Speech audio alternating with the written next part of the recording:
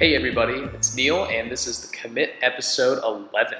Unfortunately, Richard and I were in two different places. This week he was off at Disrupt, and you'll be hearing a little more from him. So since I couldn't join him in San Francisco, we kind of recorded our portions separate, and we're going to mash them up together. So Richard's going to tell you a little bit more about Disrupt, but I actually want to talk a little bit about my staff pick for the week, which is HiccupCSS, which was written by Labin, Reed, and Zane, and it's from Hack the North. What these guys did is they actually built a way to sort of add JavaScript to your app using CSS. So it's kind of the inverse of maybe what you're seeing now with folks using JavaScript to control styling. But what they've done is they've actually, again, it's the opposite of that.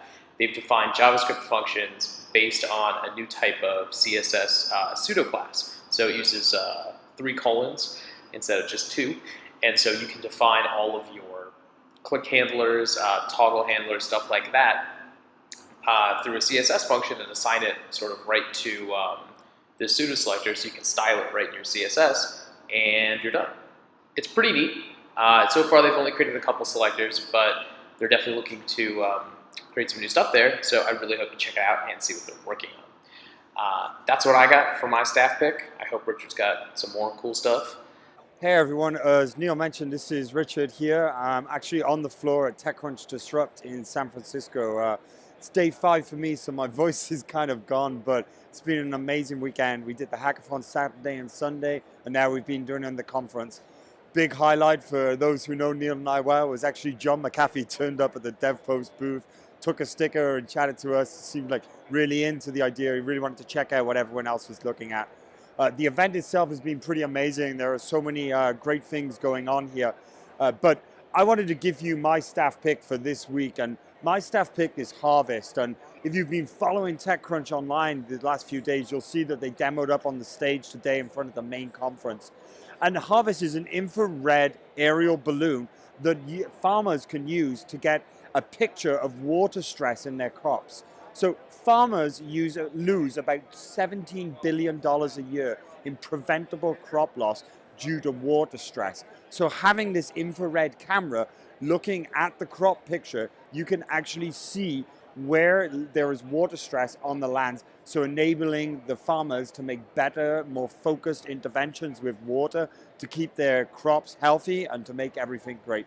So I'll take you back to Neil, and there'll be more from me next week when I'm back in the studio in New York. Hey, back. So I also want to give a special shout out to 2 of the winners from our LevelUp 1 and LevelUp 2 JavaScript hackathons.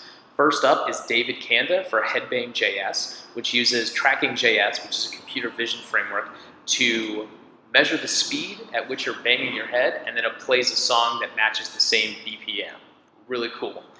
Second is Timothy Cyrus, who built a Electron menu bar app for his daily class schedule so he knows when periods end and when it's time to change up and go to the next class. It compiles on OS X, Linux, and Windows, so that's pretty cool. You can go to both of the LevelUp galleries and you can see all the other projects that were entered, including mine. I told you I was going to enter projects for both LevelUp 1 and LevelUp 2, and I did, so I don't want you to think that I sort of slacked off or anything.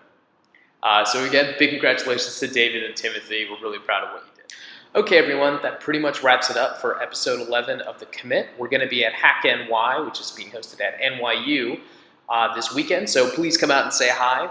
Also, we've given out about 250 or so Devpost shirts so far, so if you've got one and you want to show your Devpost pride, tweet us or Instagram us at DevPostHacks, because we really want to see it, and we want to see where you are, where you're wearing it, and what you're working on. All right, thanks so much. Happy hacking.